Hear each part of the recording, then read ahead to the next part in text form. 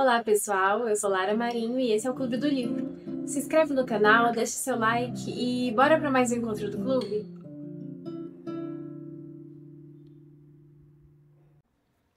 Olá pessoal, vamos para a segunda parte do vídeo sobre o Elias Jabbour. Na verdade, o segundo vídeo, sobre esse livro importantíssimo que é o China, Socialismo do Século XXI, do Elias Jabbour e do Alberto Gabrielli, em que eles vão analisar a China. Eu já falei para vocês no primeiro vídeo que a primeira parte do livro é um grande preâmbulo teórico, onde eles vão falar, teoricamente, os conceitos que eles vão querer abordar sobre a China. Então, eles vão formando ali um terreno para que a gente entenda o que eles querem dizer por vários conceitos. E aí, na segunda parte do livro, eles vão falar da China em si, de como que funciona a formação econômico-social da China, que é a parte que eu tô lendo e vai ser o tema do próximo vídeo. Mas nas páginas 120 e 121, o Elias Jabbour traz um tema muito legal, muito importante, que é o tema do capitalismo de Estado. Ele traz essa polêmica, assim, ó, joga na mesa a polêmica. E eu quis fazer um vídeo só sobre esse tema, se a China é ou não um capitalismo de Estado. Porque é um tema muito relevante. Eu não sei vocês, mas eu cresci ouvindo as pessoas falarem que a China era um capitalismo de Estado, capitalismo de Estado. Eu não sabia o que era capitalismo, muito menos capitalismo de Estado. Mas eu ficava assim, se a China é um capitalismo de Estado, então a China é um capitalismo diferente do que o que a gente vive. Então existe esse sistema aqui que a gente vive e existe o sistema da China. E aí a palavra Estado me passava essa sensação de ditadura, de algo que era tudo era do Estado. E aí o que era o Estado? Era uma coisa meio aristocrática, era uma coisa meio é, uma ideia meio monárquica, né, de monarquia, eu não sei. Eu tinha essa sensação de que essa palavra, esse termo, capitalismo de Estado, queria dizer que a China, tudo que existia na China, toda a produção, toda a riqueza, toda a mais-valia ia para o Estado. E o Estado era um grupo de pessoas que governavam. Então, essa forma de definir a China, ela é tão politicamente carregada que até uma criança conseguia chegar nessas conclusões.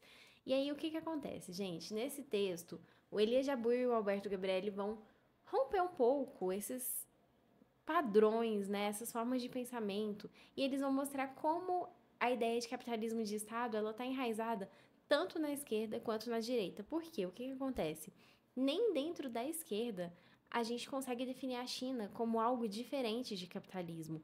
Quando você vai ver na esquerda acadêmica, na esquerda liberal, é comum que as pessoas definam a China como um capitalismo de Estado também, ainda que elas não usem essas palavras. Por quê?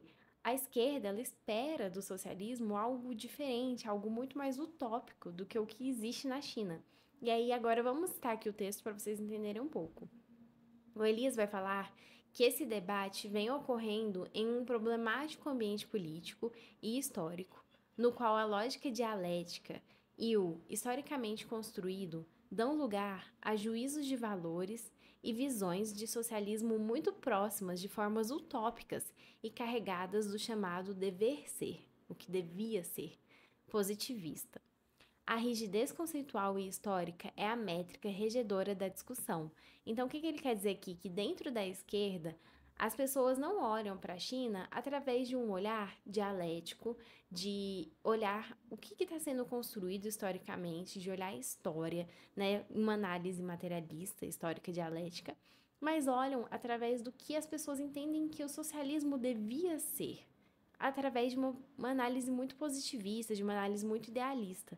E então, quando a gente para pensar assim, a China não é nem um pouco socialista, porque ela não está nem um pouco perto do que ela devia ser. Na verdade, o socialismo ele é um ideal a ser alcançado que nenhum país conseguiu chegar perto do que devia ser, sabe? Então, para ele, dentro da esquerda, a problemática é essa, que faz com que as pessoas olhem para a China e falem: olha, a China está muito distante do que ela devia ser, e ela não é nem um pouco utópica, ela tem vários defeitos, ela tem uma burguesia, existe capitalismo, existe capitalistas dentro da China, existe desigualdade social dentro da China, existe questões ambientais dentro da China. Então, a China não é socialismo, logo ela é capitalismo, logo ela é um capitalismo de Estado. Aí, por outro lado, quando a gente pensa no lado dos liberais, dos economistas conservadores, o que que eles vão falar? De acordo com Elia Jabbour, olha, entre economistas liberais que sustentam a hipótese da China como capitalismo de Estado, ocorre um falseamento que nega o fato de que o capitalismo pressupõe o exercício do poder político por parte dos donos privados dos meios de produção. Ou seja, a política e a economia são um único organismo, não separáveis. Então, o que ele vai falar? Que quando os economistas liberais colocam a China como um capitalismo de Estado, o que eles estão querendo dizer, a antítese disso, é que o capitalismo do outro lado do mundo, dos Estados Unidos, da Europa, seria um capitalismo que não é de Estado, um capitalismo em que os burgueses, em que os capitalistas não teriam poder sobre o Estado. Mas, gente, é completamente contrário, né? O poder político, ele está atreladíssimo, ele é literalmente dos donos privados dos meios de produção. Ou seja, a política e a economia são um único organismo. Quando a gente vê hoje em dia, e aí eu até trouxe aqui o exemplo dos Estados Unidos, né? Antes de entrar no exemplo, antes de entrar naquele slide, eu trouxe o exemplo dos Estados Unidos, por quê? Porque os Estados Unidos, ele é. Quando a gente pensa assim, naquela imagem do Trump com o Elon Musk do lado e o filhinho, sabe? Que o filhinho do Elon Musk estava apontando o dedo pro Trump, mandando o Trump, e toda aquela cena, a gente percebe que os capitalistas, eles estão completamente atrelados ao Estado. Os capitalistas, eles são a manifestação do Estado. Então, não é como se nessas economias que se dizem livres de Estado, elas realmente fossem livres de Estado. Não é como se o Estado fosse mínimo, como se o Estado não tivesse relação alguma com a economia. Na verdade, é o oposto, né? Eles são completamente... O Estado, ele trabalha para essas pessoas, para esses grupos capitalistas. Então, aí o que o Elias vai falar, né? Que o próprio conceito de capitalismo de Estado é vago.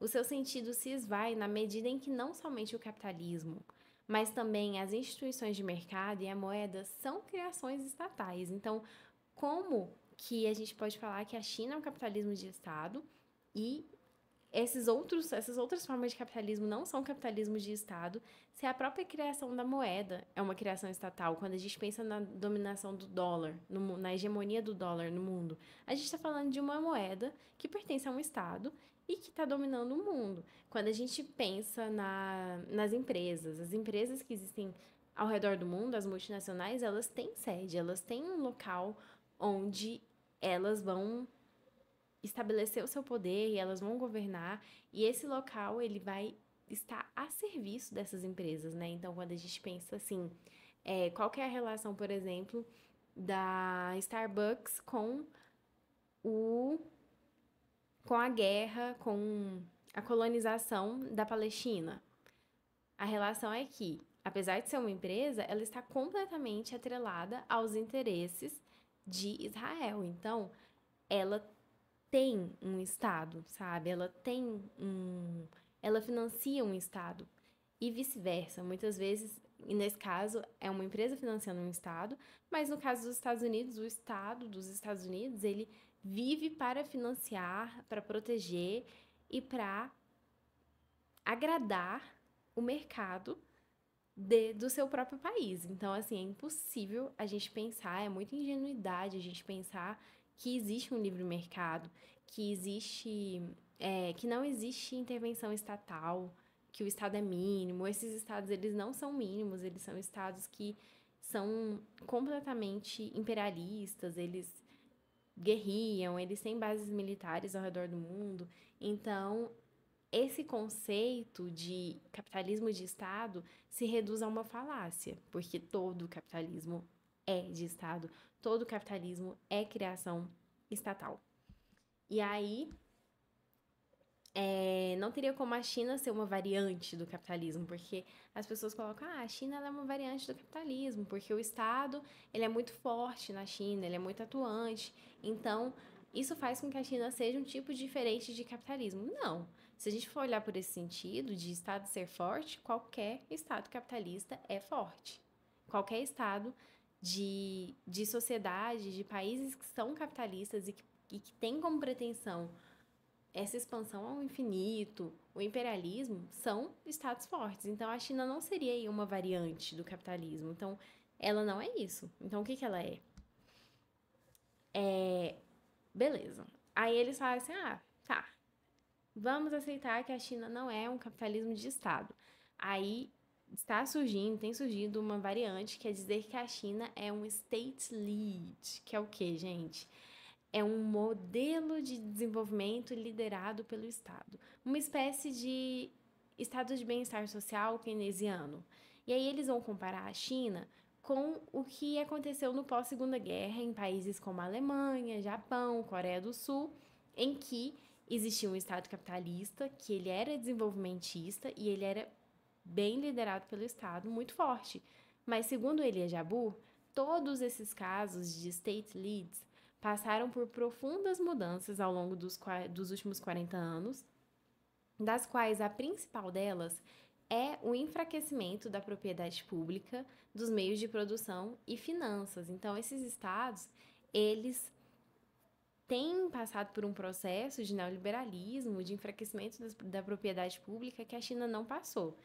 E das finanças, a China ela tem um setor financeiro muito forte, muito protecionista, que está inclusive fazendo aí contraposição à hegemonia do dólar, que sobreviveu a várias crises porque não está atrelado à hegemonia do dólar. Então, por exemplo, quando teve a crise de 2008, que afetou boa parte do mundo, não afetou a China, porque a China ela já tinha a sua soberania financeira. Né? Ela já tinha seus próprios bancos de desenvolvimento, ela já estava financiarizada, então ela não foi afetada pela crise de 2018 ou de 2008.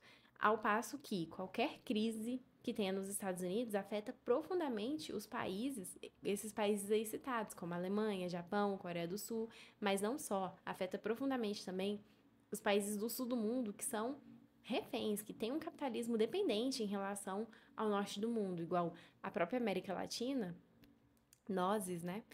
Nós nos afetamos muito quando os Estados Unidos entram em crise, porque os Estados Unidos eles dominam a nossa moeda. A nossa moeda ela está atrelada ao dólar e na China não. Então a China, primeiramente, ela tem um setor de propriedades públicas muito forte, né? Os meios de produção públicos são muito fortes. A maior parte das empresas da China são empresas públicas, as maiores são empresas públicas. E o setor financeiro da China, ele é muito diferenciado em relação a esses países citados, que foram países que só tiveram esse desenvolvimento liderado pelo Estado por causa de financiamento de outros países, como o próprio Estados Unidos, né? O Japão, ele foi muito financiado, a sua reconstrução foi financiada pelos Estados Unidos, e esse desenvolvimento liderado pelo Estado, ele era um desenvolvimento liderado pelo Estado, entre aspas, porque ele estava atrelado à política e à economia global, atrelado a essa subserviência em relação aos países dominantes. E a China não passou por isso. Então, tem alguma coisa aí de diferente também. Na China, ocorre o contrário. Além do papel crescente do Estado, o Partido Comunista Chinês tem tido uma influência cada vez maior e mais decisiva sobre o próprio poder de decisão acerca das empresas privadas. Então, a China controla muito as empresas privadas do país, num sentido, não no sentido ditatorial, mas no sentido de controle, para que aquilo ali não se torne anarquia do Estado capitalista, né? No primeiro vídeo que eu gravei, eu dei o exemplo do Brasil, de como os agropecuaristas, eles dominam a, a economia brasileira com chantagem. Qualquer coisa que acontece, como aconteceu na década de 80, eles ameaçam travar a produção, travar a venda de alimentos e a gente fica refém entre aspas, né? Porque também o governo ele se põe nesse papel de ser refém desse tipo de chantagem de empresas privadas, né? Das empresas agropecuárias. Na China, isso não aconteceria jamais. Primeiro que a formação da China agrária é completamente diferente, né? Uma formação também muito desenvolvida, que tem se desenvolvido cada vez mais no sentido tecnológico, mas extremamente diferente, em que as empresas privadas elas não têm esse poder de barganha, elas não têm esse poder de domínio do mercado para fins meramente lucrativos. Então, a forma como o Partido Comunista Chinês organiza essa burguesia nacional é completamente diferente da forma em que esses países citados organizam a sua burguesia nacional. Então, no fundo, eles não são orientados pelo Estado. O Estado ainda é refém dessas empresas privadas, enquanto que na China, o papel do Estado é muito maior do que o papel das empresas privadas, apesar de existir, tá? O Elias Jabbour fala o seguinte: trabalhamos com a ideia de que a China é uma formação econômico-social de novo tipo, justamente pelo fato de o núcleo da grande base material e financeira estar sob o controle público em um Estado dirigido por uma força política, que é o Partido Comunista Chinês, que reivindica o socialismo como estratégia a ser viabilizada. Então, eles sabem que eles vivem em um mundo em que o macro setor econômico, em que o mega modo de produção, o metamodo de produção é capitalista. Eles sabem que eles vivem um mundo tensionado por isso, mas esse poder político do Partido Comunista Chinês é dirigido por uma força política que reivindica o socialismo como uma estratégia a ser viabilizada. Então, para o Elias Jabbour, a China é uma formação social e econômica de novo tipo, uma formação social e econômica de orientação socialista. É assim que ele vai definir a China. O critério inicial e final para caracterizar uma dada formação econômico-social é puramente político. Nunca é demais lembrar, e aqui ele dá uma lapada. O que ele fala? Na China, a burguesia não tem poder sobre os destinos políticos e econômicos do país. Muito pelo contrário. Enfim, a distância entre o horizonte empresarial, a capacidade de planificação e o tipo de poder político praticado pelo socialismo de mercado na China torna essa experiência não somente única, mas muito distante de qualquer capitalismo de Estado ou state-led já surgido na história. Então, o Elias vai ser completamente contra a ideia de que a China é um capitalismo de Estado, porque esse conceito ele é muito político, ele é um conceito que vai tentar colocar a China nesse local ditatorial, colocar a China nesse local de ser um capitalismo, sim, de que o que a China está tentando fazer não é algo diferente do capitalismo, e a gente já conversou que esse tipo de pensamento ele é muito para ampliar a ideia de um realismo socialista, de um realismo capitalista, de que não existe alternativa ao socialismo, ao capitalismo, e eu não edito meus vídeos, então vocês vão ver isso aqui tudo. Mas enfim, essa ideia, ela parte muito, muito dessa lógica de que a China é capitalista e de que não há alternativa ao capitalismo. Em suma, é isso que eu quis dizer. Então, vamos dizer que não é legal a gente falar que a China é um capitalismo de Estado, porque é um conceito muito, muito enviesado, é um conceito muito vazio e é um conceito hipócrita, né? Porque capitalismo de Estado maior do que as economias liberais, neoliberais, não há. Então, é isso. Esse é o vídeo de hoje, curtinho. Acredito que deu pouco tempo de vídeo. E até a próxima, até o próximo encontro, onde a gente vai falar sobre a China em si. E aí são muitos dados, vai ser um vídeo talvez mais extenso, mas é isso. Nos vemos lá.